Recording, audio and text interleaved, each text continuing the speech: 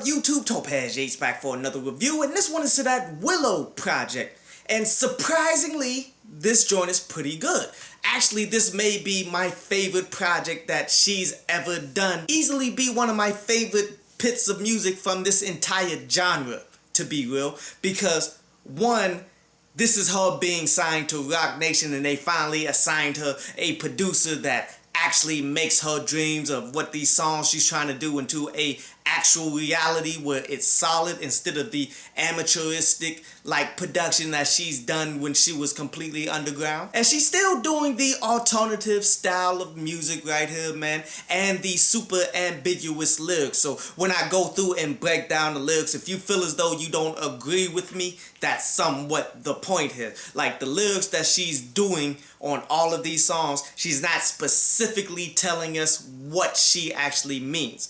And that's for a purpose, because that ultimately means that you're going to fill in the blanks. So no matter what you're going through in your life, no matter who you are or what you do, if you're listening to the lyrics, you will ultimately relate to what she's saying, even though she's not saying too much of anything, you dig? But when you break it all down, this project, which is her self-titled project, you dig, this has one consistent theme throughout it to a degree, which this can be perceived as a concept project, where this one particular theme is her looking at different time periods and saying, I just don't belong at this time period where we're at right now. And this is something that a lot of people do believe because they glamorize like time periods like the 80s and the 90s of things of that nature, you dig? And to be real about it, man, some people do have a case for that. I don't necessarily feel as though Willow has that case, but ultimately, people need to get off this. Where we're living at right now in this digital age where you can do anything, reach out and speak to anybody at any given time based off the internet, this is maybe the greatest time period of humanity right now as we know it. See, it's really the people who grew up in a different time period that glamorize that whole time period as though it was the golden ages of whatever they were going through, because they have all of the memories tied into that. But yet, when you look back and see all of the things that was happening in that time period, how technology was super lacking, how there really wasn't much to actually do and stuff in comparison to now, you realize this time right now is what it is. But more on that as we touch on a few of those songs that are touching on that topic, you dig? But let's break this joint down from the top,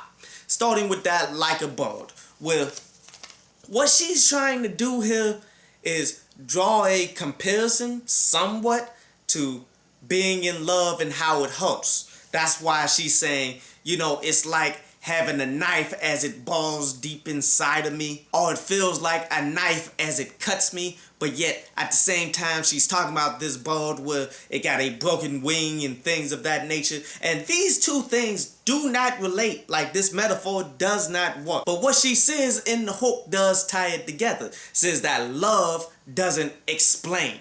You dig? So therefore, she's not explaining how this actually works and how she's thinking about this, you dig? You kind of just got to take her for her word that she actually means something here. Me, I don't do that. I don't give people the benefit of a doubt when you have proven for a long period of time to not be the most phenomenal of lyricists. But overall, the vibe is actually pretty decent of a track, man. It's one that I could ride to as long as I'm not thinking too deeply about what she's saying here, because it doesn't really make sense. The next song is that Female Energy Part 2, where this is one of my favorite songs off this project, man. Definitely enjoyed that vibe. Definitely enjoyed what she's ultimately talking about here, where what she's talking about is falling deeply in love with an individual and not knowing how to act. You feel me? And this is just the female energy that she's giving off. And you can tell that by these lyrics that she's saying that she's falling into the arms of the naked truth, and she's out here in the sky and the only thing that she can think about is you. The next song is Time Machine. And this is the song that shows us the core concept here. Because pretty much what she's doing in this song is talking about different eras in time that she felt as though she could have fit in a bunch more. Like how she started in 1983, where she wishes she could have just been out hitting the streets of New York and chilling with Basquiat, who's the painter of that era and all of that stuff, dude. And then she goes into the next verse talking about maybe 1993, she could have been on MTV and things of that nature. And yes, things like MTV had its time back in the 90s and all of that, man, but MTV wasn't that good even at its best. As much as people want to reminisce on things like Ren and Stimpy, Beavis and Butthead, TRL, and things of that nature, these weren't the most amazing things if you go back and rewatch things like that. The next song is Pretty Girls, and this is something that she's come out and said on the Red Table Talk, I do believe, where she is attracted to both men and women equally, and on this song she's all but saying that she wants her a pretty girl and all of this stuff, dude. And this right here is why you're living in the right time, Willow Smith, because this would not be acceptable in the 80s or the 70s or the 60s and all these other eras that people want to glamorize and all of that, man. Like, you wouldn't really be able to come out and say all of these things about your sexuality and your beliefs and not get any backlash for it, you feel me? But ultimately, I did enjoy this song. I honestly felt this was the best song out of all of them. That production was fire, especially at the end. The next song is Samo Is Now, where this is another time period piece, where she's giving us somewhat of a story of some guy coming into the bar, flipping up a quarter, putting it in the juke machine, playing music while women is all over him and stuff, and she's looking at this like, this is something that I wish I could have experienced. Like, and she's saying things like, okay, in this time period, people are just looking at their phones, people aren't really talking with each other. This has become more of a time for individuals than an actual community and speaking and being with people and things like that, man. And to be real with you, this whole story is kind of whack. Like, this is the thing that you think from this other time period was so good in quality, you dig? When people probably was mad way back then that they had to pay quarters in order to play music off the jukebox. Why can't we just get music that we want to hear? Why we gotta pay for this? The next song is that You Know with Jaden on it.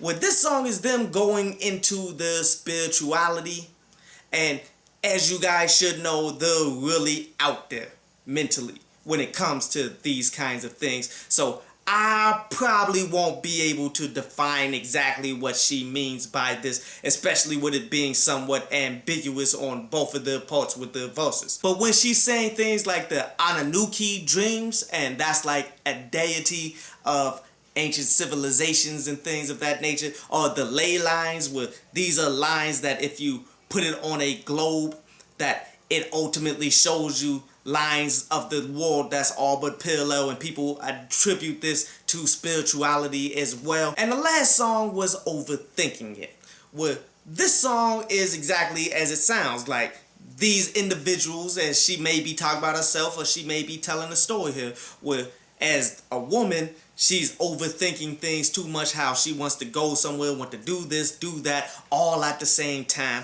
And the guy is doing all but the same thing. But they really just need to calm down, quit overthinking it, and just be together. And that can be a symptom of this time period as well, because in this day and age, you got 1,000 things that you can do.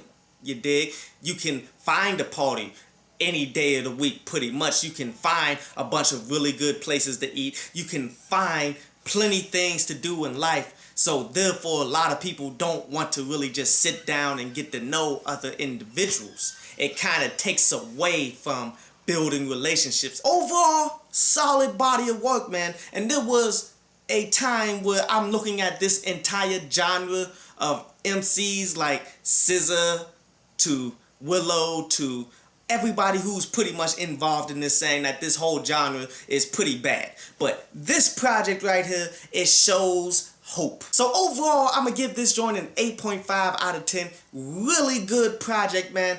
Not like the game changer of must-haves and establishing this core body of like music that they're making in this genre. Not completely that, but yet solid enough that you can see a future within it. I hope you enjoyed the show.